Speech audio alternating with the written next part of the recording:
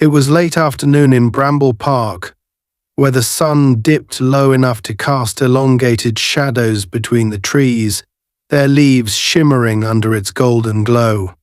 The park, though quiet on weekdays, was a place of routine for Monica Carter and her 10-year-old son, Ryan.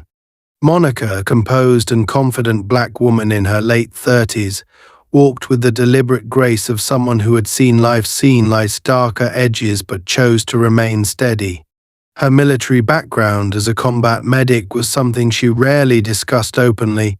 She didn't wear her past like a badge, but it lived in her every movement calculated, every word carefully chosen. Today she wore a simple black jacket and faded jeans, her sleeves pushed up just slightly to reveal the faint remnants of a scar that ran along her forearm, an old injury from a life she had long left behind. To anyone looking at her, she was just a regular mother enjoying a quiet break with her son. Ryan ran ahead of her, his sneakers pounding against the concrete path as he whooped with energy. The kid had just finished a tough day at school, and Monica had promised him a little extra playtime before heading home to dinner. He sprinted toward the playground, a worn structure that had been there for decades, launching himself onto the monkey bars, his laughter piercing the quiet serenity of the park. Monica smiled faintly, shaking her head as she followed at a slower pace. She carried a small backpack slung over one shoulder, the faint jingle of a first aid kit reminding her it was always there. She kept it stocked out of habit: gauze, disinfectant, a tourniquet thing she hoped never to use again. It was her instinct to be prepared, even for something as mundane as a scraped knee. Monica's life had slowed considerably since leaving the military.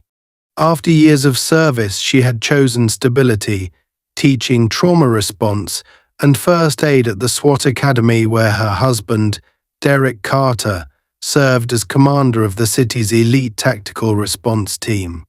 Their family had found balance: Derek in his role as a leader and protector, Monica as a teacher and mother, and Ryan as their shining light. That said, there were parts of Monica that never fully detached from her past. She noticed things most people didn't: the way a car lingered at the curb, the uneven gait of a stranger passing by. Her senses remained sharp, though she rarely acted on them anymore. Derek often teased her, calling it her superpower. Today, however, she let her guard down. It was a good day.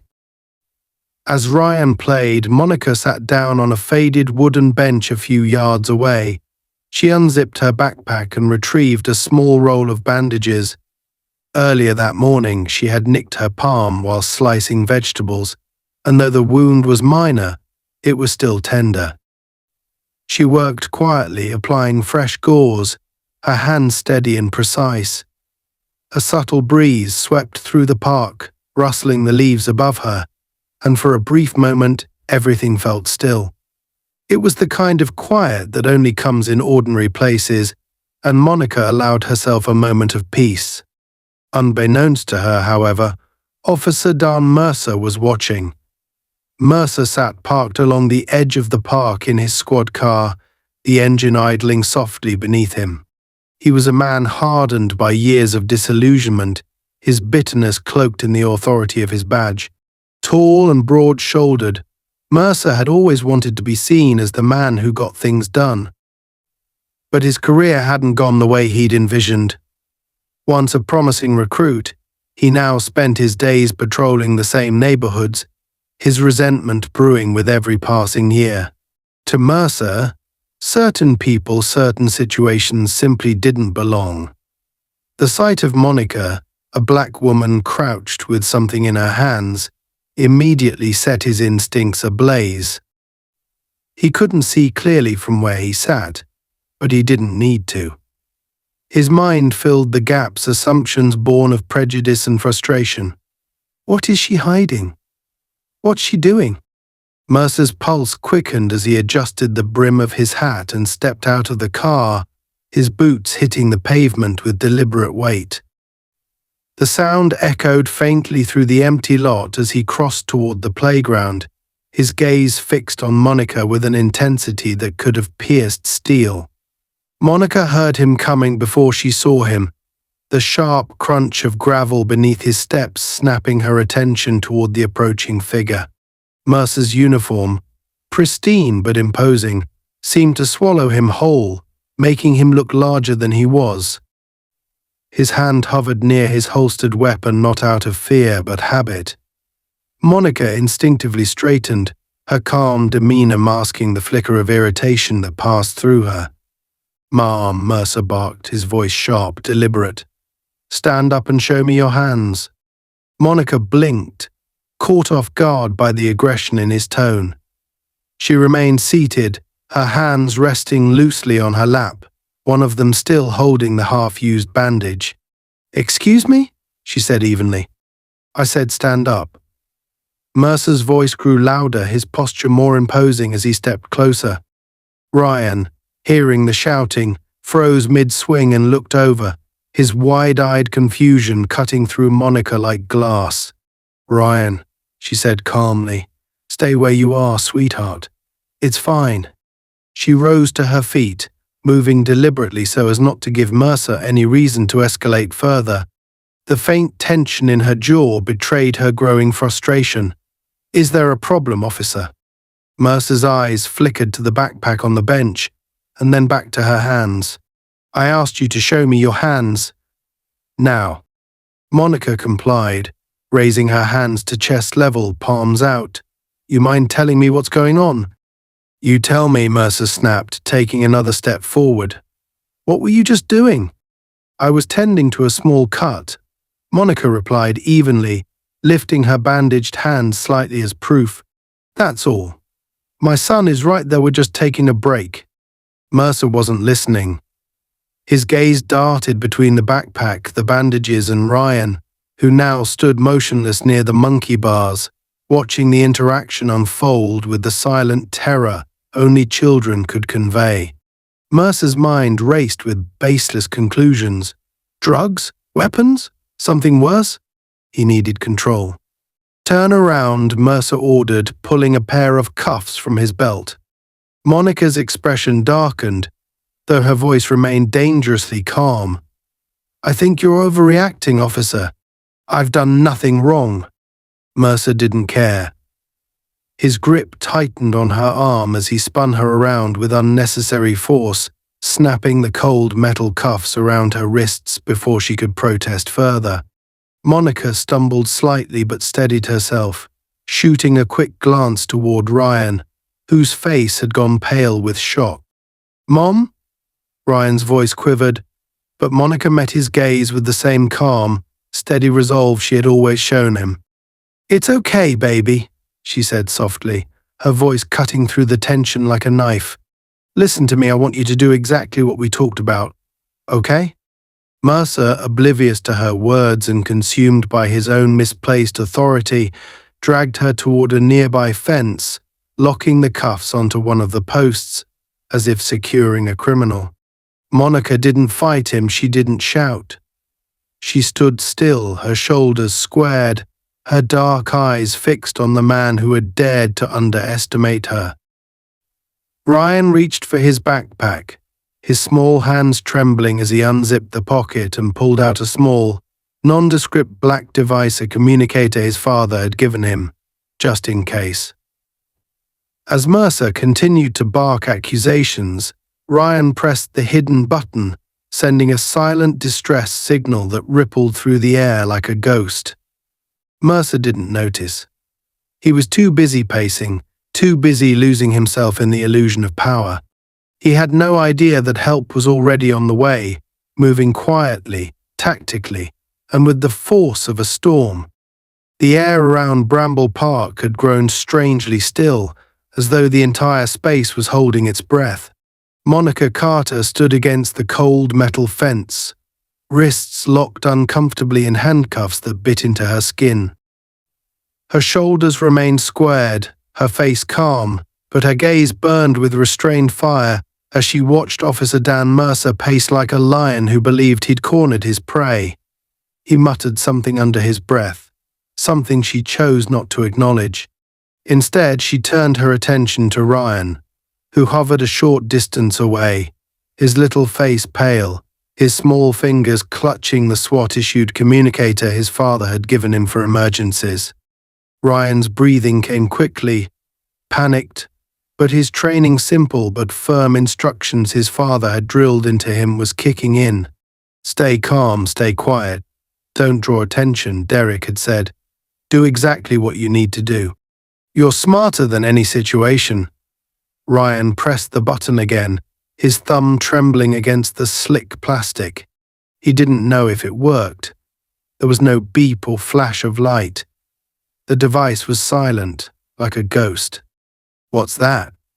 Mercer's sharp bark ripped through the quiet, his gaze snapping to the boy. His movements were erratic now, nerves betraying the mask of authority he tried to wear. He stomped toward Ryan, his boots grinding the gravel path beneath him.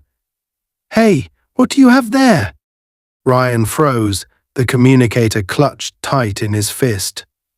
Monica, who had been standing so still she looked almost carved from stone, suddenly came alive. Her voice rang out, sharp as a blade cutting through Mercer's aggression. Officer, she snapped, her tone commanding, so unlike the calm mother he had chosen to underestimate. Step away from my son. Now. Mercer hesitated mid-stride. There was something unnerving about the way she spoke, as though she were the one in charge, even while chained to a fence. For a fleeting second, doubt flickered in his mind. Who was this woman? But as quickly as it appeared, he smothered it beneath his own righteous indignation. I'll deal with you in a minute. He snapped over his shoulder, pointing a finger at Monica, as though she were an unruly child. He turned his attention back to Ryan. Kid, I said, what's in your hand? Give it to me. Ryan looked up at him, his eyes impossibly wide, the communicator now hidden behind his back.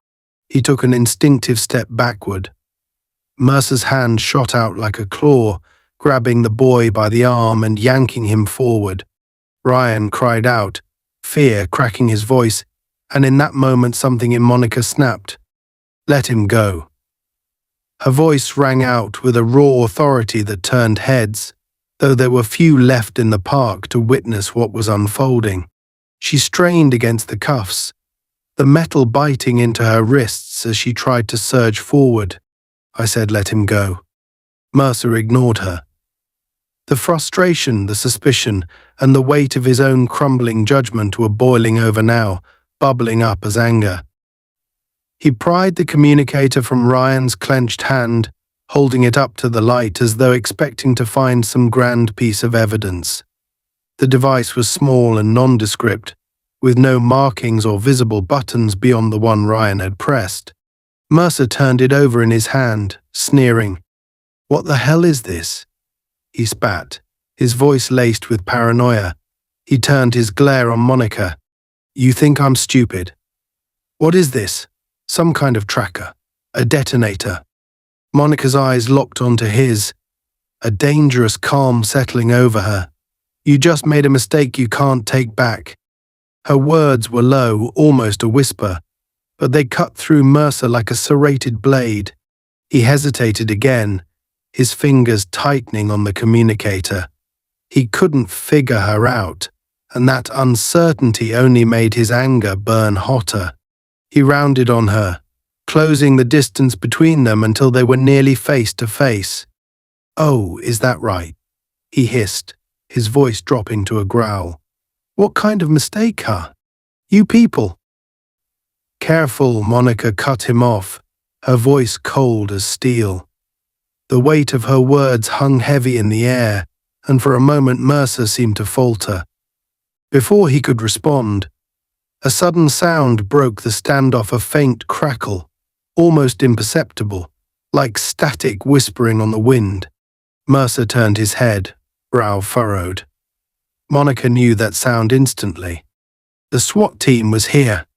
Mercer didn't know it yet, but his time was running out. Across the park, In the thick shadows beneath the gaze, figures began to move, low, silent, deliberate. They advanced with the predatory precision of trained professionals, boots gliding noiselessly over grass and gravel, their dark uniforms melding with the twilight. They had already surrounded the area, blocking every path of escape, though Mercer's ego kept him blissfully unaware of the trap closing in around him. "Mom?" Ryan's voice was small, trembling, but Monica met his gaze with a soft look. She nodded slightly, as if to say, "It's okay now. He's coming." Mercer, still caught up in his interrogation, tossed the communicator onto the ground at Monica's feet, the impact kicking up a small puff of dust. "This little game of yours is over," he said, straightening as though he'd won something. "I don't know what you're trying to pull, but you're both coming with me." Monica tilted her head slightly, her expression almost amused, though her eyes were still sharp. "Is that so?" Mercer opened his mouth to respond, but the words died in his throat. Something was wrong. The quiet had changed. It was heavier now, tense and humming with unseen movement. A chill ran down his spine as he turned his head, his eyes scanning the trees and pathways. The park, which had been so empty moments ago, suddenly felt full. And then he heard it. The faint sound of boots, many of them, approaching in unison from every direction. His hand twitched toward his holster as his eyes darted back to Monica, whose lips curled into the faintest, knowing smile. What's going on here?" Mercer muttered, though the bravado in his voice had begun to crack. "Who are you?" Monica didn't answer. She didn't need to. From behind the nearest cluster of trees, a single figure emerged, tall, broad-shouldered, and unmistakably commanding. Derek Carter stepped into the light, his SWAT vest emblazoned with his unit insignia, his eyes dark and stormy as they locked onto Mercer. He didn't speak right away, didn't shout or bark orders like some men might have. Instead, he stopped a dozen paces away, his posture loose but deliberate, his hands resting at his sides as though he wasn't concerned in the slightest. Mercer's blood ran cold as recognition began to dawn. He knew that face everyone on the force did. Derek Carter was the name whispered with equal parts reverence and fear, the leader of the city's most elite tactical unit, a man who had saved more lives than anyone could count and stared down danger with an unshakable calm that bordered on terrifying. Derek's gaze shifted briefly to Monica, lingering just long enough to confirm she was unharmed. Then he looked at Ryan, who was already running toward him, tears streaking his face. Derek knelt, catching his son in a strong, steady embrace before rising to his full height once more. His eyes settled back on Mercer, cold and unblinking. "Step away from my wife," Derek said, his voice low and even, carrying the weight of an unspoken threat. Mercer opened his mouth to protest, to defend himself, but no words came. The trap had closed. The air felt electric, charged with a tension so palpable it seemed to hum beneath the surface. Derek Carter stood like a monolith in the fading daylight, his black SWAT vest reflecting a dull sheen of orange from the setting sun. His boots were planted firmly, his hands relaxed by his sides, but the quiet power he exuded was undeniable. He wasn't a man who needed to raise his voice to command attention. Officer Dan Mercer could feel it, an invisible force pressing down on him, shattering the illusion of authority he had spent the last hour pretending to hold. Mercer swallowed hard, his throat dry as sandpaper, but he still refused to step away. His pride wouldn't allow it.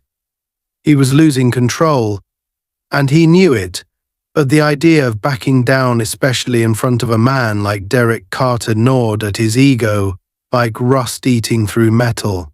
He clenched his fists, ignoring the slight tremor in his fingers. "What's going on here?" Mercer demanded, though his voice betrayed a slight crack. His eyes darted between Derek and Monica, who remained shackled to the fence, silent but watchful. Derek didn't answer right away. He tilted his head slightly, as though assessing Mercer, sizing him up the same way he might size up an armed hostile in a combat zone. It wasn't that Derek saw Mercer as dangerous, the truth was far more humiliating. Derek saw Mercer as irrelevant. "I asked you a question." Mercer barked, louder this time, trying to regain his footing in a situation that was quickly spiraling out of his control. He jabbed a finger toward Monica, his knuckles white with tension. "Who the hell are you people?" She resisted arrest. "I have every right to detain her." Derek's eyes darkened, and he took a single step forward. Just one. It was small, measured, but it sent a ripple of unease through Mercer's body. "Is that so?" Derek's voice was low, even, the kind of voice that made men pause. "Resisted arrest." He glanced at Monica, his expression softening for a moment as their eyes met. "Are you okay?" Monica nodded once, curtly. "I'm fine." She spoke with the same quiet strength she always had, as though the handcuffs biting into her wrists were nothing more than a mild inconvenience. That was Monica. Unshakable. Ryan stood close to his father now, one small hand gripping the edge of Derek's vest, as though it anchored him to safety. Derek gently rested a hand on his son's shoulder, an unspoken reassurance passing between them. "Take a step back, buddy," Derek said softly. Ryan hesitated but obeyed, retreating to stand a few feet away. His wide eyes locked on Mercer. Derek returned his gaze to the officer. "Let me see if I understand this," he said slowly, deliberately. "You put my wife in handcuffs. You detained her. Why?" Mercer opened his mouth to respond, but the words didn't come easily. His mind was a whirlwind of excuses, none of which sounded convincing even to himself. He started, then faltered. She was acting suspicious. She was tending to the kid, and I saw something that looked like contraband. Then the kid pulled out that he'd gestured wildly toward the small communicator, which still lay discarded on the ground. "I don't know what that thing is." "Could be anything."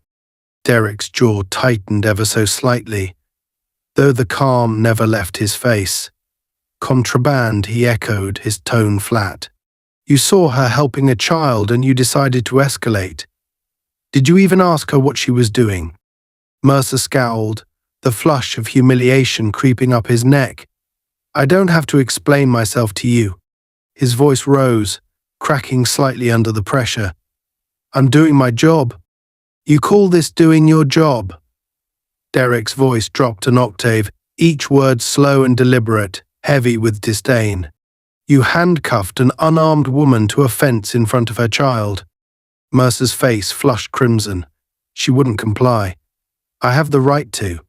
"No," Derek interrupted, his voice so sharp it sliced through Mercer's words like a razor.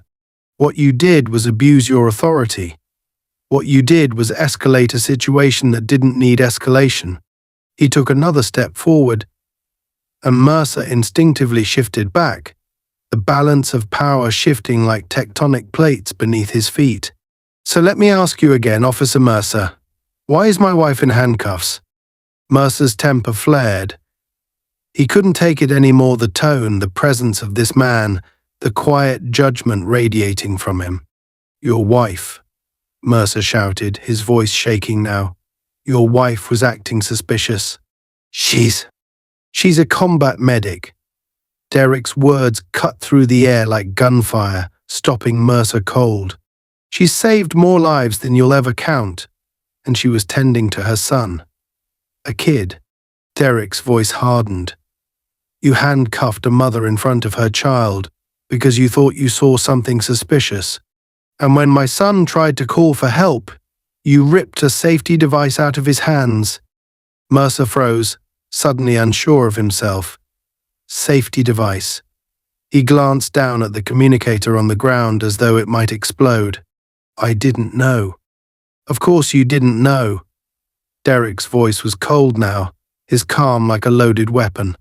You didn't bother to ask. For a long moment there was silence. The kind of silence that stretched and pulled taut like a wire about to snap. The fading sunlight bathed the park in a deep orange glow, but the shadows had grown long, pooling around Mercer like an ominous warning.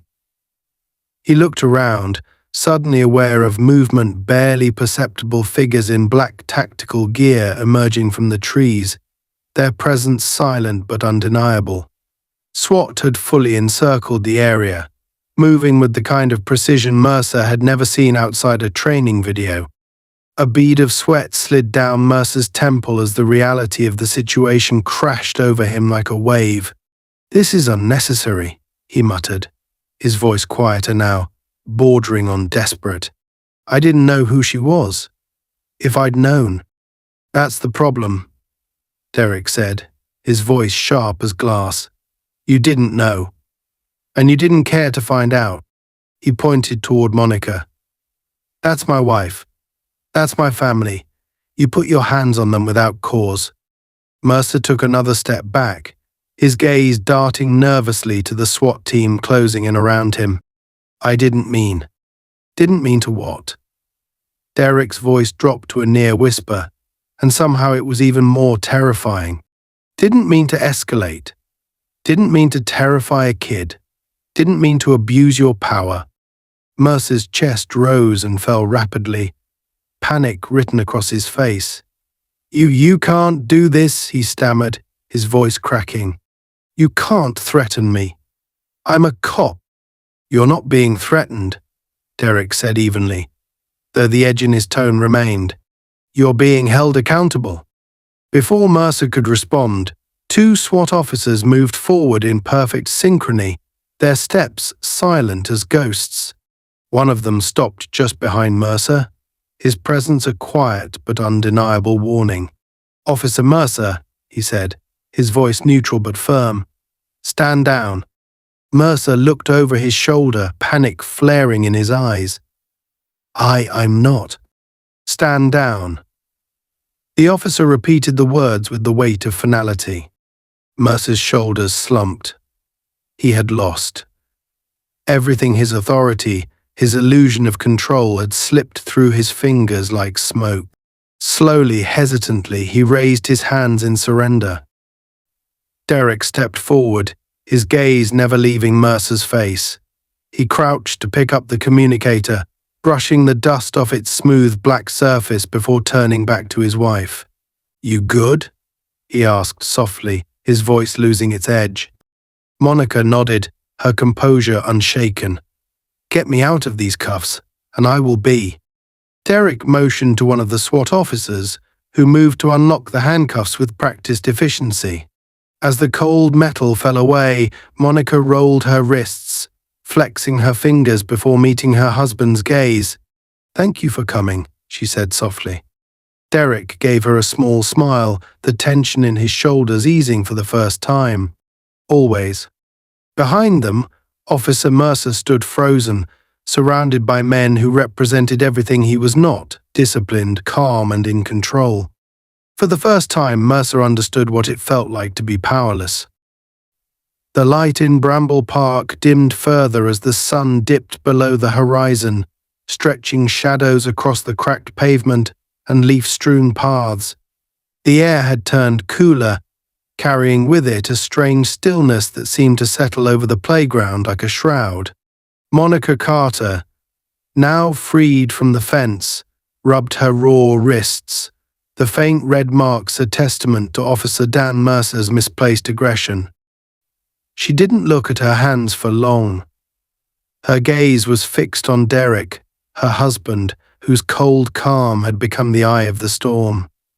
Mercer stood off to the side, sweat soaking through his uniform, as the world he thought he controlled began to unravel faster than he could grasp it. The SWAT officers who had emerged from the shadows earlier now held their positions, silent and professional, each one communicating with the other in glances and hand signals. They moved like shadows given form, their disciplined stillness a deliberate contrast to Mercer's erratic energy. Mercer's mouth opened, then closed. The words weren't coming anymore, not the accusations, not the justifications, nothing. His confidence, already shredded, bled further under Derek's silent gaze. Derek didn't need to yell. He didn't need to lunge or accuse. He simply stood there, a quiet and immovable force, and Mercer, for all his bravado, had no idea how to confront a man like that. Monica crossed the distance between her and her husband. She didn't need to say anything. Derek's dark eyes scanned her face, searching for any sign that she was hurt beyond the surface-level discomfort she'd brushed off earlier. She gave him a look, the kind that said "I'm fine" without her needing to utter the words, and he nodded. Monica glanced at Ryan, who now stood beside one of the SWAT officers, clutching the man's gloved hand for reassurance. The boy's face was pale but determined, his small shoulders squared in an imitation of the posture his parents carried so naturally. "I'm okay, Mom," Ryan said softly as she crouched to his level. "Dad got here fast." Monica rested a hand on his cheek, her fingers smoothing back a loose strand of his hair. "You did good, baby? Real good." Her voice was quiet but firm, a warmth breaking through the tension. "You did everything right." Derek watched them for a moment, his expression softening briefly before turning back to Mercer. The officer had taken a half step backward, like he wanted to retreat but couldn't quite allow himself to. His fingers twitched near his belt, not his holster, but close enough for Derek's eyes to narrow. "You're not thinking about doing something stupid, are you?" Derek's voice was so low it barely carried, but the threat beneath it was unmistakable. It was the kind of voice that made grown men reconsider their next move. Mercer flinched, then scowled, trying to recover the tattered scraps of his authority. "You're out of line, Carter. You and your," he gestured vaguely at Monica, at Ryan, at the SWAT officers who had silently filled the periphery. "You don't get to march in here and act like you run the place. You." "Enough," Derek said, his voice as sharp and precise as a blade. He stepped forward, closing the distance between them until they were almost nose to nose. Mercer, though larger in size, suddenly seemed small, insignificant in the shadow of a man who had spent his life facing far greater threats than a bitter, overzealous patrol officer. "You want to know what's out of line, Mercer?" Handcuffing an unarmed woman in front of her child. Ripping a safety device out of that child's hands when all he was trying to do was get help. Ignoring every single protocol you were trained to follow because of a suspicion that you never bothered to verify. "I was doing my job," Mercer snapped, though his voice cracked under the weight of his defense. She was acting suspicious. "You didn't ask questions. You didn't check the situation. You didn't think," Derek interrupted, his tone so cold it could have frozen the air between them. "Do you know who my wife is? Do you know what she's done? How many lives she's saved? You put your hands on her and acted like you had the right." Mercer opened his mouth to retort, but Derek didn't give him the chance. "And my son," he continued, the steel in his voice hardening further. "He's 10 years old, and you treated him like a threat. Like a suspect. A child. What the hell were you thinking?" The silence that followed was suffocating. Mercer looked away, his face flushed with anger and embarrassment. He couldn't meet Derek's eyes anymore, not when every accusation hit with the weight of an undeniable truth. "You don't know what it's like," Mercer muttered, his voice lower now, defensive but faltering. "Patrolling these streets, seeing the same faces, the same places, the same." He stopped, cutting himself off before the words could dig his hole any deeper. He realized too late that the anger he'd let simmer in his chest for years had just boiled over, spilling out for everyone to see. "That's your excuse?" Derek asked, his voice incredulous. "That's what you tell yourself? That this," he gestured to Monica, then to Ryan, That they are the problem?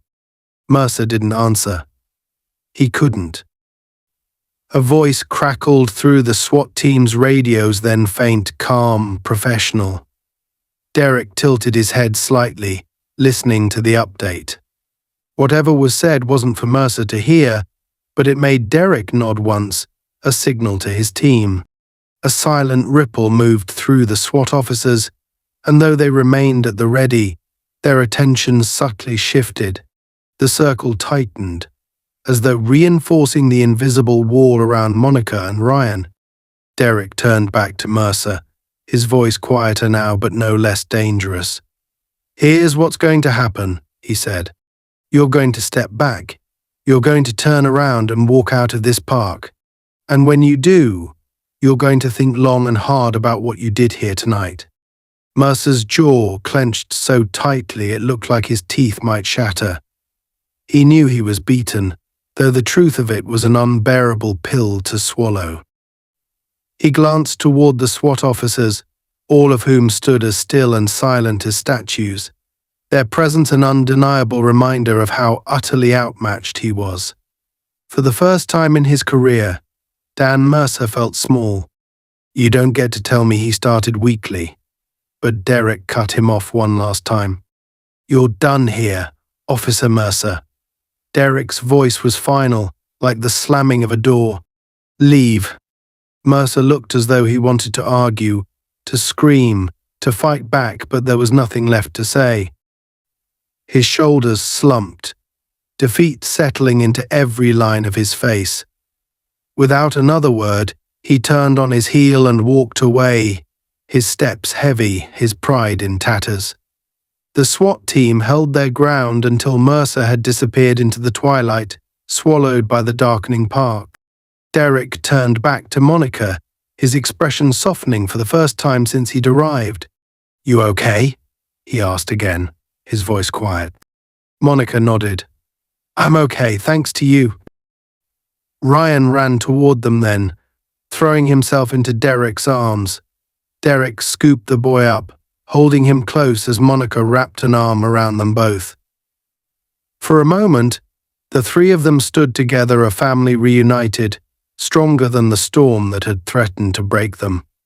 "You did good, buddy," Derek murmured to Ryan, his voice low and proud. "You called for help. That's all that matters."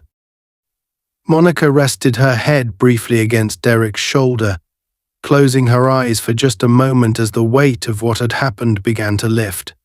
"Let's go home," she said softly. And with that, they walked together out of the park, leaving the shadows, the fear, and Officer Dan Mercer far behind. The night in Bramble Park had deepened into darkness, its silence now laced with lingering tension. Streetlights sputtered to life in dull amber glows, their light spilling weakly over the playground and casting long, distorted shadows. The park was empty now except for the faint hum of distant city traffic and the shifting presence of Derek Carter's SWAT team. They had not moved far, choosing to hold position and ensure the situation remained under control. Officer Dan Mercer had vanished from sight minutes earlier, retreating into the darkness like a ghost with his tail between his legs. Yet Monica Carter knew better than to believe this was over. Men like Mercer didn't just slink away to lick their wounds. They stewed. They fumed. And they made mistakes. Monica's wrists still ached faintly where the handcuffs had bitten into her skin. The raw marks were a reminder of how quickly the situation had escalated from calm to chaos. But her mind was no longer on herself. Her eyes lingered on Derek, who was speaking quietly into a radio a few yards away, his hand resting protectively on Ryan's shoulder. Derek's voice was a low murmur, his expression unreadable, but Monica recognized that particular tension in his shoulders. It was the look of a man who was calculating, watching, preparing. Something was still wrong. Monica stepped closer, just within earshot, and caught the end of Derek's conversation. "Copy that. Keep the perimeter tight." He clipped the radio back to his vest and turned to her. "What's happening?" she asked softly, though the calm in her voice was undercut by an edge of concern. Derek hesitated a beat too long. "We're not done here," he admitted finally, his voice quiet but resolute. "Mercer's not walking away like we thought." Monica frowned. "What do you mean?" Derek exhaled, running a hand briefly over his jaw as he glanced toward the shadowed tree line. "He's called for backup. His buddies from the precinct are on the way here now." Monica's stomach turned, though her face betrayed nothing. "He can't be serious. He's rattled. Angry. Men like him don't take humiliation well," Derek said, his voice like granite. "This isn't about the law for him anymore. It's personal." "Backup for what?" Monica asked, incredulous. "Is he planning to double down on his mistake? Does he think dragging more people into this is going to change the facts?" Derek's jaw tightened. He's not thinking rationally. Mercer's ego is driving this now. "My team picked up chatter on the radio. He's spinning it like we're the aggressors, like you resisted, and I interfered with his duty." Monica inhaled sharply, frustration brimming just beneath her carefully controlled surface. "Unbelievable." "He's desperate, Mo," Derek said, his voice dropping even lower as his eyes scanned the edges of the park. "And desperate men do stupid things." Ryan looked up at his father, his wide eyes darting nervously between his parents. "What's going on? Is that man coming back?" Monica crouched in front of her son, cupping his face gently in her hands. "Listen to me, baby. You did everything right tonight, okay? But we need you to stay close to Dad and me. Can you do that for me?" Ryan nodded quickly, his little face pale but determined. "I will." Monica kissed his forehead and straightened, turning back to Derek. "What's the play?" "I've got the team holding position," Derek replied, his voice taking on the low, clipped tone of command. "If Mercer brings his people here, we'll deal with it. My priority is you two." He glanced back at the SWAT officers, still stationed around the playground, their dark uniforms blending seamlessly into the night. "They're ready. No one's getting near you." Monica nodded, though a spark of anger flared behind her steady gaze. "This isn't just about us anymore. It's about him. He's proving our point for us with every move he makes."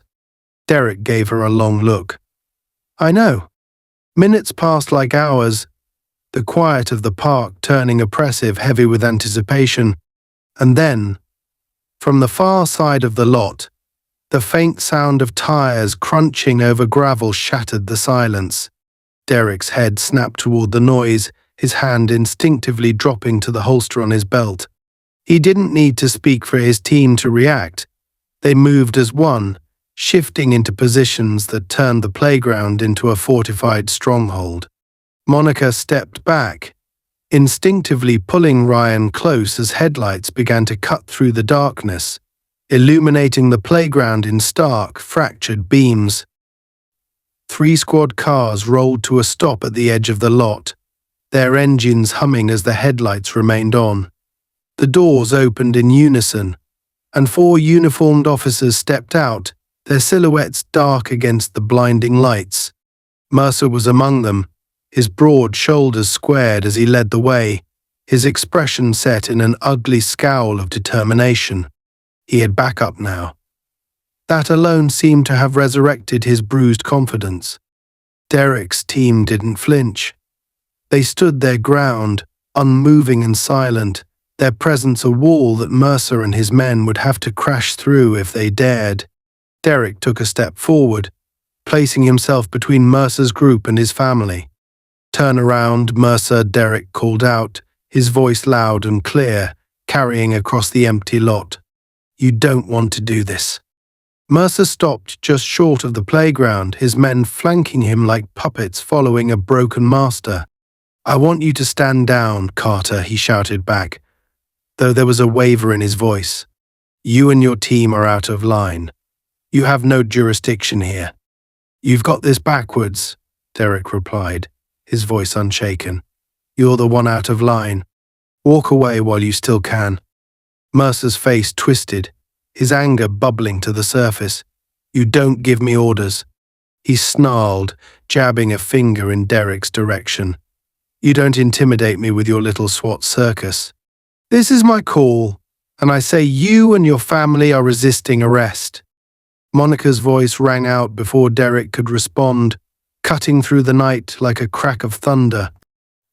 "Resisting what, Officer Mercer? Sitting on a bench, bandaging my son's arm. What's your next move arresting a 10-year-old? Mercer's lip curled, and for the first time his facade cracked in front of his peers.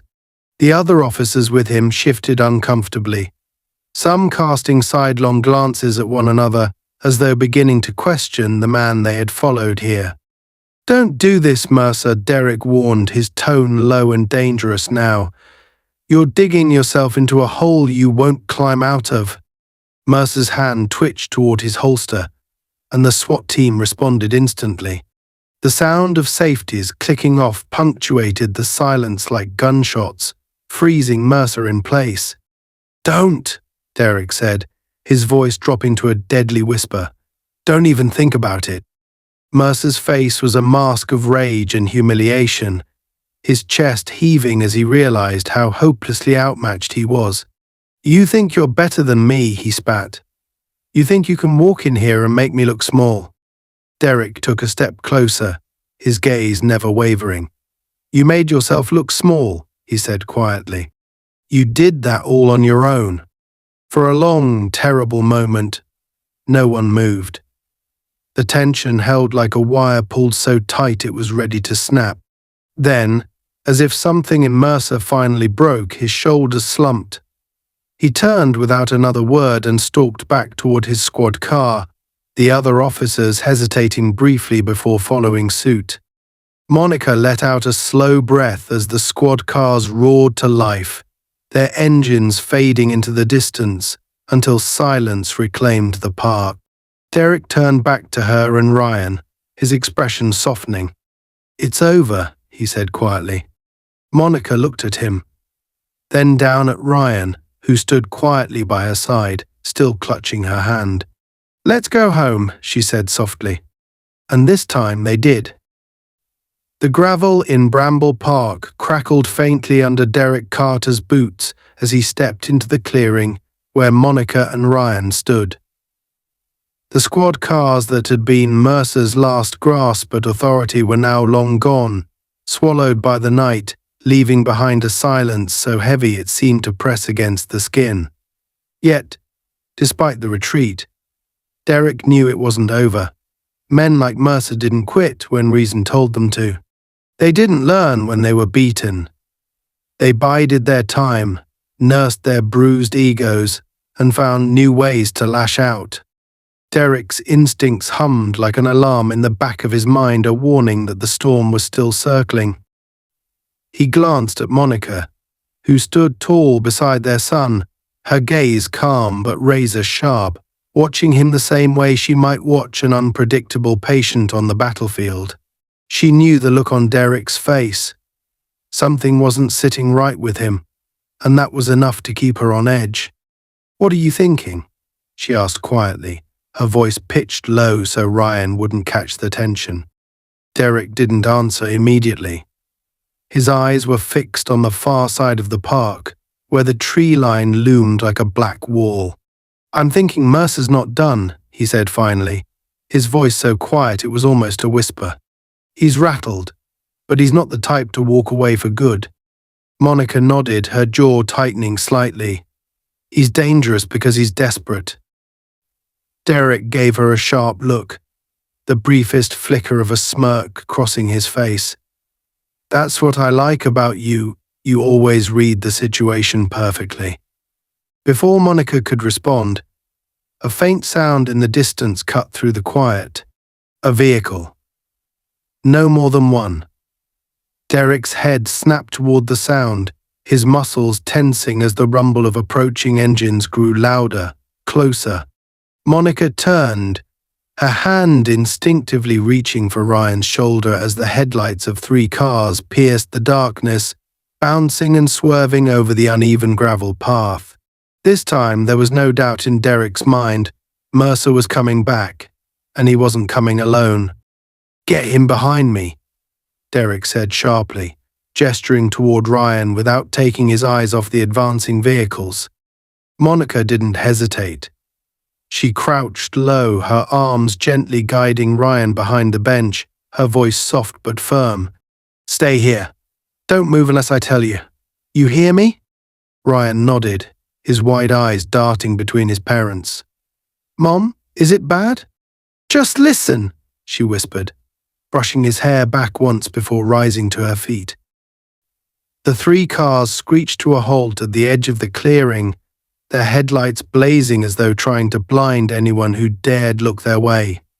The doors opened in unison, and Mercer emerged first, his movements jerky and aggressive. His face was flushed, his expression twisted with something between fury and humiliation. Behind him, 6 more uniformed officers stepped out, their hands resting close to their holsters, their stances tense. It was a show of force one meant to intimidate, but Derek had faced real threats before. This wasn't one of them. "Carter." Mercer's voice cut through the night, sharp and raw. "You thought you could humiliate me, make a fool out of me. This isn't over." Derek stood his ground, shoulders loose, his hands relaxed at his sides. "It should be," he replied, his voice calm and steady. "But here you are, proving me right all over again." Mercer's nostrils flared, and he gestured wildly toward Derek, then toward Monica.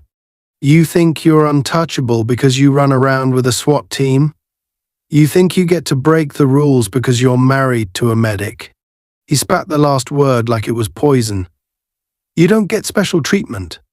"No one's asking for special treatment," Derek said evenly, though his tone carried the faintest edge of steel. "But we're asking for you to act like a cop, not a thug with a badge." Mercer's face contorted, his anger boiling over. He pointed at Monica, his voice rising. She resisted. "She's in the wrong, and I'm not walking away until someone holds her accountable." "Accountable," Derek repeated, a bitter laugh escaping his lips. "You don't even know what the word means, Mercer."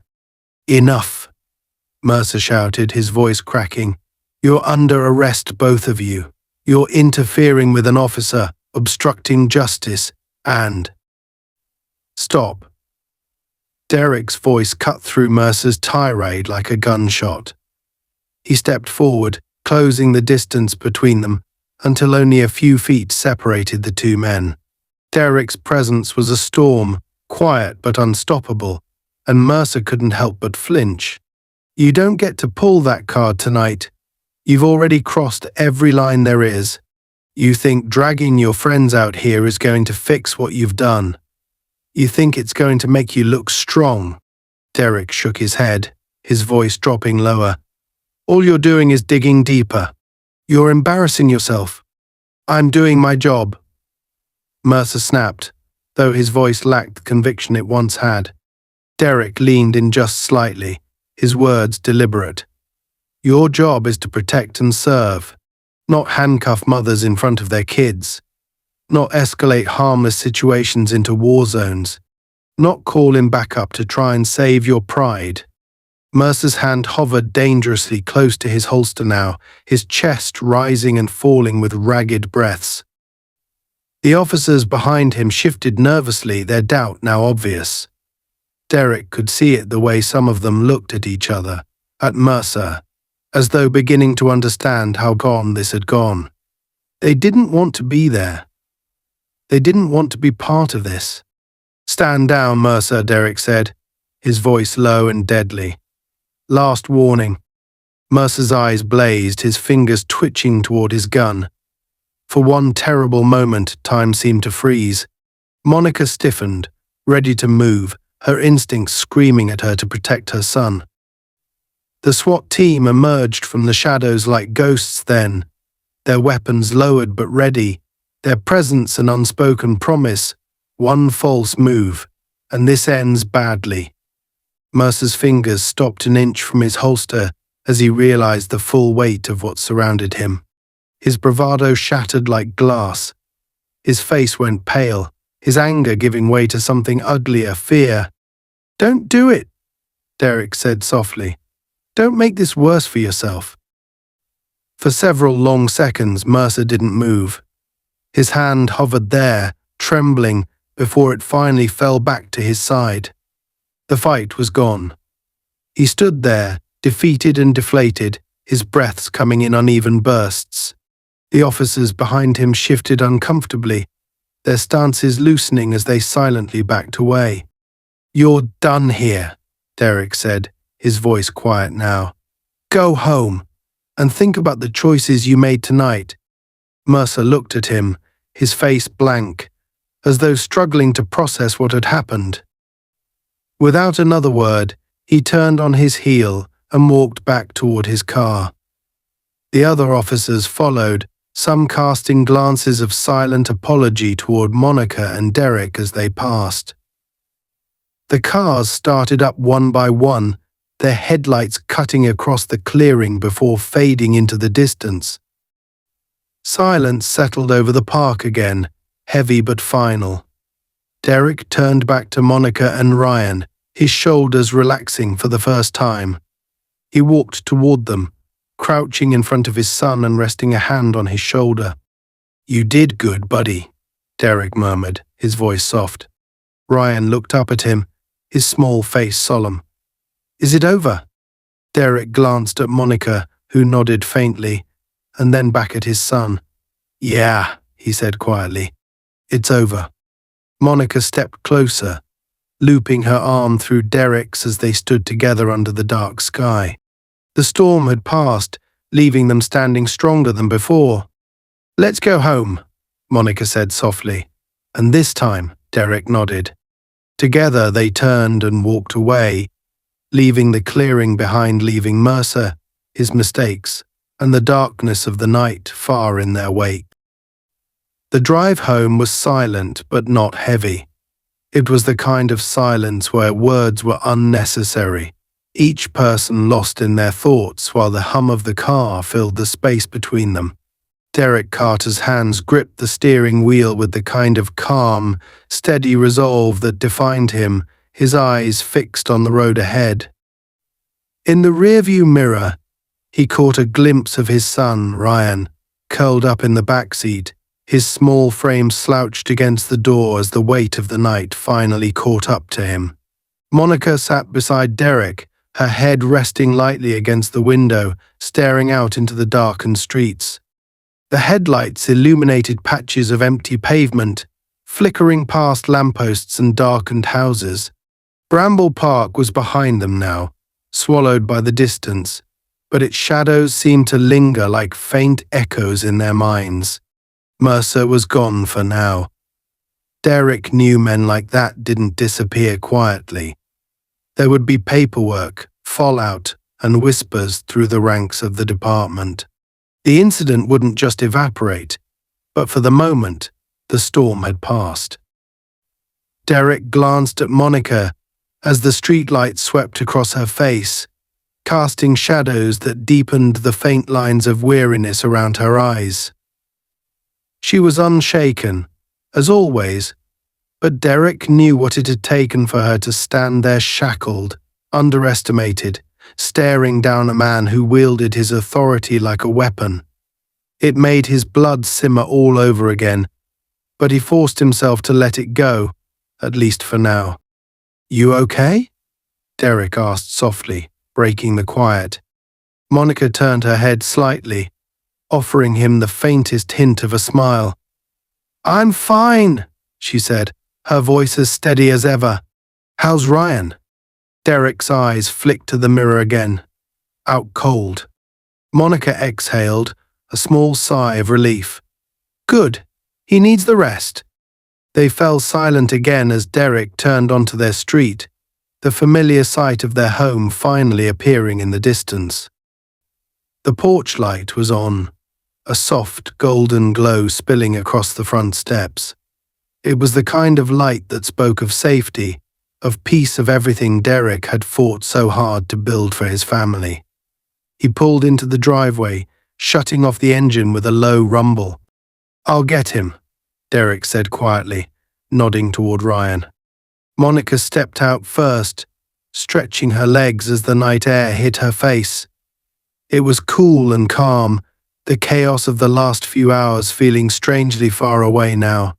Derek opened the back door, moving with the kind of gentleness that belied his size as he scooped Ryan into his arms. The boy stirred slightly, murmuring something incoherent before nestling his face into his father's shoulder.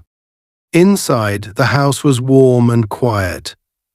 Monica turned on the small lamp in the living room, its soft glow filling the space as Derek carried Ryan upstairs. She sank onto the couch, letting herself exhale fully for the first time that night, her muscles loosening as the adrenaline finally bled away. The faint creak of the floorboards above told her Derek was tucking Ryan into bed, and when he returned, he found Monica sitting there, one arm draped over the back of the couch, her gaze distant. Derek sat down beside her, his heavy frame sinking into the cushions as he rubbed his hands over his face. For a long moment, neither of them spoke. The silence between them wasn't uncomfortable. It was the silence of two people who had walked through fire together and come out on the other side. Finally, Monica spoke. "You think this is the end of it?" Derek shook his head slowly. "No," he admitted. "Men like Mercer don't know when to stop. He's going to spin this however he can. Protect himself. Justify what he did."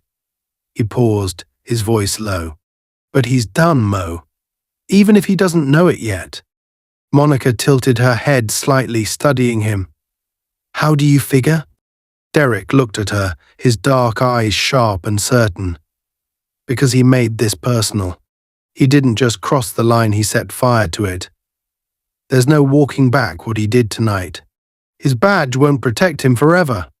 Monica nodded slowly, leaning back against the couch. "I don't care what happens to him," she said quietly, her voice steady but laced with steel. "I care about Ryan. About us." She turned her head to look at Derek. "He saw too much tonight. I don't want him to grow up thinking this is normal." Derek's jaw tightened, and he reached over, resting a hand on hers. "He won't," he said firmly. "We'll make sure of it." Monica looked at him for a long moment, searching his face, before finally nodding. She squeezed his hand once, then pulled away, rising to her feet. "I need a minute," she said softly, and Derek watched as she disappeared into the kitchen, the faint sound of running water following her. Derek leaned forward, his elbows resting on his knees as he stared at the floor. His mind was already running through the next steps, the phone calls he'd have to make, the reports he'd have to file, the questions that would come. He wasn't naive. This wasn't going to go away quietly. Mercer would drag it out, and Derek would be ready for him.